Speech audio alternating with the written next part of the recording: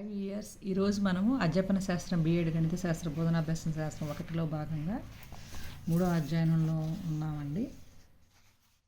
ఆగమన నిగమన పద్ధతులు అయిపోయినాయి. విశ్లేషణ పద్ధతి అండి, ఈ ఎగ్జామినేషన్ పాయింట్ ఆఫ్ లో చాలా ఇంపార్టెంట్ అండి. ఆగమన నిగమన పద్ధతుల నుంచి ఒక బిట్టు ఎలాగైతే వస్తుందో విశ్లేషణ సంశ్లేషణ పద్ధతుల నుంచి కూడా ఒక్కొక్క బిట్ వస్తుందండి. కంపల్సరిగా ప్రతి లైన్ క్షుణ్ణంగా నేర్చుకుంటూ వెళ్తే మనకి శాస్త్రజ్ఞులు కూడా మధ్యలో వస్తున్నారు కాబట్టి బిట్టు ప్రతి లైన్ నుంచి వస్తుంది. ప్రతి పారాగ్రాఫ్ నుంచి 2 లేక 3 బిట్లు కూడా వస్తుంటాయి ఒక్కోసారి. చూసాం కదండి ఆగమన నిగమన పద్ధతిలో. కాబట్టి జాగ్రత్తగా ఎక్కడ స్కిప్ చేయకుండా డిస్కస్ చేసుకోండి, వినండి. విశ్లేషణ పద్ధతి. విశ్లేషణను ఆంగ్లంలో ఎనాలిసిస్ అంటారు. గ్రీకు భాషలో ఎనాలిసిస్ అనే పదం నుండి వచ్చింది. దీని అర్థం ఏంటంటే విడగొట్టడం. మీకు అందరూ తెలిసిందే కదండి, విడగొట్టుట. విశ్లేషణ అనేది ఒక రకమైన ఆలోచన ప్రక్రియ. చూడండి, ఇక్కడ ఈ ఒక రకమైన ఆలోచన ప్రక్రియ అనేది విశ్లేషణ. ఇక్కడ కూడా బిట్టు. సాధితానికి దత్తాంశానికి మధ్య నుండే సంబంధాన్ని కనుగొనడం జరుగుతుంది. సాధితానికి దత్తాంశానికి మధ్య ఉండే సంబంధాన్ని తెలియజేసేది విశ్లేషణ ప్రక్రియ. సాధితం అంటే సారాంశం అండి ఇక్కడ. నెక్స్ట్, మనస్సు లేదా బుద్ధి యొక్క అత్యున్నతమైన ప్రజ్ఞా నిష్పాదనమే విశ్లేషణ అని దారండైక్ తన అభిప్రాయాన్ని బయటపెట్టాడు. మనస్సు లేదా బుద్ధి యొక్క అత్యున్నతమైన ప్రజ్ఞా నిష్పాదనమే విశ్లేషణ అని చెప్పింది ఎవరండి? దారండైక్. విశ్లేషణ పద్ధతి లక్షణాలు. విశ్లేషణ లేకుండా ఏ సమస్య సాధించబడదు. ఇది చిన్న చిన్న అంశాలుగా దత్తభాగాన్ని విడగొడుతుంది, సులువుగా తెలుసుకోవచ్చు. దత్తాంశంపై పూర్తి పట్టునిస్తుంది. ఇది ఒక నైపుణ్యం అండి. అభ్యాసకులకు శిక్షణ ఇవ్వడానికి చాలా ఉపయోగపడుతుంది. గుణాలు వచ్చి తార్కిక విధానము, ఎలాంటి సందేహాలకు చోటు ఇవ్వక నేర్చుకునే వారికి తృప్తినిస్తుంది. అన్ని సోపానాలకు తగిన కారణము సమర్థన ఉంటుంది. ఎటువంటి సమస్యనైనా సాధనా విధానాన్ని కనుగొనే సామాన్య పద్ధతి అండి ఇది. తర్వాత ఇంకా ఒక సమస్యను సాధనా విధానాన్ని కనుక్కున్న తర్వాత ఇతర సమస్యలకు కూడా ప్రయత్నం చేసిన తర్వాత కొత్త విషయాలు కనుగొని ఇంకా ఈ విధంగా చేస్తే కొత్త విషయాలు కనుక్కోవచ్చు అనే ఉత్సాహం కూడా ఈ విశ్లేషణ పద్ధతి వల్ల కలుగుతుంది. ముఖ్యంగా తార్కిక జ్ఞానాభివృద్ధి కలుగుతుంది. గుణాలు వచ్చి దోషాలు కూడా ఉన్నాయండి. మనం ఒక సమస్యను సాధిస్తూ వెళ్తున్నప్పుడు మధ్యలో ఏదైనా స్టెప్ మిస్ అయిందనుకోండి, అప్పుడు దాని గురించి ఆలోచన చేస్తూ కొంచెం దీర్ఘంగా ఆలోచన చేస్తూ ఉంటాం. అప్పుడు కొన్ని స్టెప్స్ పెరుగుతూ ఉంటాయి. అందుకని ఇది సుదీర్ఘమైన పద్ధతి. సాధించాల్సిన అంశం దత్తాంశం మధ్య సంబంధం కనుగొనే ప్రయత్నంలో విద్యార్థి అప్పుడప్పుడు సరైన సమాధానం కనుగొనడంలో నిరాశకు లోనయ్యే ప్రమాదం కూడా ఉంది. వేగంగా సాధించడం అలవాటు పడడం కష్టం. ఇక్కడ షార్ట్ కట్ అయితే కొన్ని స్టెప్పులు మనం డైరెక్ట్గా వేసేస్తాము. అది దీంట్లో విశ్లేషణలో అయితే ప్రతి స్టెప్ వేయాలి కాబట్టి వేగం అనేది తగ్గుతుందన్నమాట. దీనిని గణితంలోని అన్ని విభాగాల్లో అన్ని శీర్షికలకు ఉపయోగించలేకపోవచ్చు. ఉదాహరణ, కాలం పని మీద ఒక సమస్య చేద్దామండి. కొన్ని విభాగాలకే ఈ విశ్లేషణ ఉపయోగించగలుగుతామండి. కాలం పనిలో ఒక సమస్య ఏంటి? రాము ఒక పనిని 10 రోజుల్లో పూర్తి చేయగలడు. అదే పనిని 15 రోజుల్లో రంగడు పూర్తి చేస్తాడు. వారిద్దరు కలిసి పనిచేస్తే ఎన్ని రోజుల్లో చేస్తారు? ఈ విధంగా సాధిస్తారు విశ్లేషణ పద్ధతిలో. రాజు ఇవ్వబడిన అంశాలు ఏంటి సమస్యలు? రాజు ఒక పనిని పూర్తి చేయటకు పట్టుకాలము, రంగడు అదే పని పూర్తి చేయటకు పట్టుకాలము. ఇవి ఇచ్చారు కదండి. ఇద్దరు కలిసి ఆ పనిని ఎన్ని రోజుల్లో పూర్తి చేయగలరు? కనుక్కోవాల్సిన అంశం అది. విశ్లేషణ విధానంలో ఫస్ట్ సమస్యలో కనుక్కోవాల్సిన ఏంటి? What we have to prove, required to prove అన్నమాట. సారాంశం నుంచి దత్తాంశానికి వెళ్తాం అన్నమాట. రాజు రంగడు ఇద్దరు కలిసి ఆ పనిని ఎన్ని రోజుల్లో పూర్తి చేయగలరు? రాజు రంగడు ఇద్దరు కలిసి ఎన్ని రోజుల్లో పూర్తి చేయగలడని కనుక్కోవాలి. What we have to prove అంటే అది. తర్వాత ఎన్ని రోజుల్లో పూర్తి చేయగలరు? ఎట్లు కనుక్కుంటావు అనేది వస్తుంది ఇక్కడ. దానికోసం మనము బ్రీఫ్గా ఒక ఐడియా పెట్టుకోవాలి కదండి. ఇద్దరు కలిసి ఒక రోజులో చేయి పని భాగాన్ని కనుక్కొని దాని విలోమం కనుక్కొనొచ్చు. వారిద్దరు కలిసి ఆ పనిని ఎన్ని రోజుల్లో పూర్తి చేయగలరో తెలుస్తుంది. ఈ విధంగా మనం బ్రీఫ్ ఐడియా పెట్టుకుంటాం.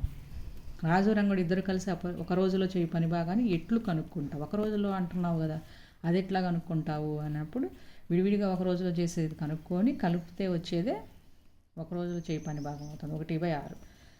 తర్వాత రంగడు ఒక రోజులో చేయి పని భాగాన్ని ఎట్లు కనుక్కుంటావు అంటే విలోమం. ఆ పనిని పూర్తి చేయడం పట్టు రోజుల సంఖ్య యొక్క విలోమమే ఒక రోజులో చేయి పని భాగం, 1/15. రంగడు ఆ పనిని పూర్తి చేయటకు పట్టు రోజుల సంఖ్యను ఎట్లు కనుక్కుంటావు అంటే దత్తాంశాలు ఇవ్వబడింది కదండి, 15 రోజులని. అది ఒక రోజులో చేయి పని భాగాన్ని ఎట్లు కనుక్కుంటావు? రాజు అంటే దాని యొక్క విలోమమే 1/10. రాజు ఆ పనిని పూర్తి చేయటం రోజుల సంఖ్య ఎలా కనుక్కుంటామంటే సమస్యలు ఇవ్వబడింది.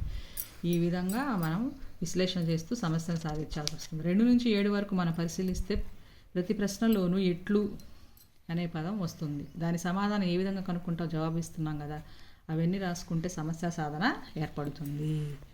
సో ఈ విధంగా సాధన విధానం ఫస్ట్ స్టెప్ వైజ్గా ఎలా రాసుకున్నాం మనం?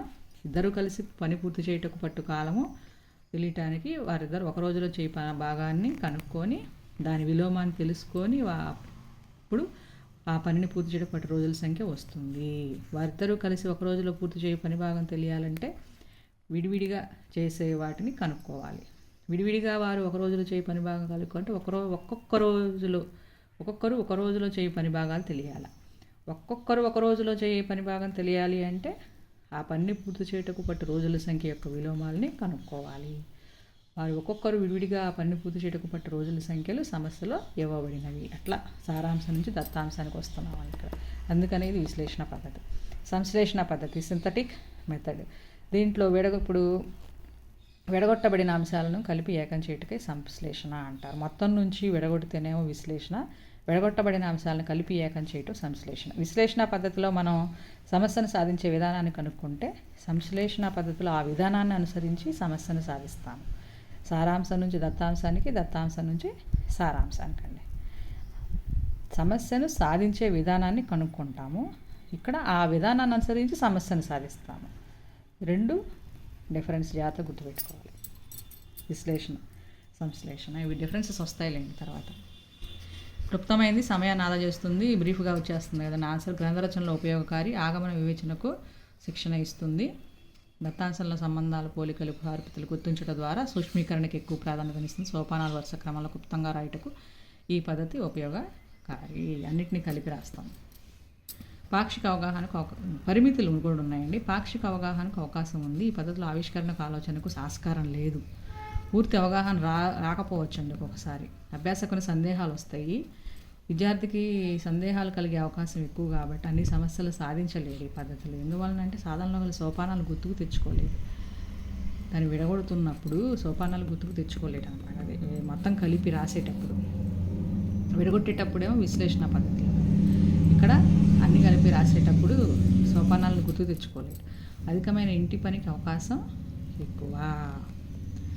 అది నెక్స్ట్ ఉదాహరణ చూడండి. ఇప్పుడు రాజు ఒక పనిని 10 రోజుల్లో పూర్తి చేయగలడు. రంగడు అదే పని 15 రోజుల్లో పూర్తి చేయగలడు. ఇద్దరూ కలిసి ఆ పని పట్టు రోజుల సంఖ్య అన్నప్పుడు జవాబు ఏంటి? రాజు ఒక పనిని 10 రోజుల్లో పూర్తి చేయను. రాజు ఒక పనిని పూర్తి చేయడం పట్టు రోజుల సంఖ్య ఎంత అంటే ఆ సమ్ములో చూసి 10 రోజుల్లో పూర్తి చేయగలడు అని చెప్పి రాస్తారు. సెకండ్ స్టెప్, ఒక రోజుల్లో చేయి పని భాగం 1/10. అదే పని ఎన్ని రోజుల్లో రంగడి చేస్తాడు? 15 రోజుల్లో. ఒక రోజులో 1/15. ఇద్దరు కలిసి ఒక రోజులో ఎంత భాగం అంటే రెండింటిని యాడ్ చేసేసి 1/6. ఇద్దరు కలిసి ఆ పనిని పూర్తి చేయడం పట్టు రోజుల సంఖ్య అంత దాన్ని విలోమం చేశారు. సో ఈ విధంగా చేస్తాము. అన్ని అంశాలను కలిపి లాస్ట్లో కలుపుతాం అనమాట. అన్ని వివిధ అంశాలను కలిపి ఏకం చేయటమే సంశ్లేషణ పద్ధతి అంటారు. విశ్లేషణ, సంశ్లేషణ మధ్య తేడాలు చూడండి. విశ్లేషణ పద్ధతి, సంశ్లేషణ పద్ధతి. సారాంశం నుంచి దత్తాంశానికి, ఇక్కడ దత్తాంశం నుంచి సారాంశానికి. ఇక్కడ విధానాన్ని మాత్రమే తెలుసుకుంటాము. ఆ విధానాన్ని అనుసరించి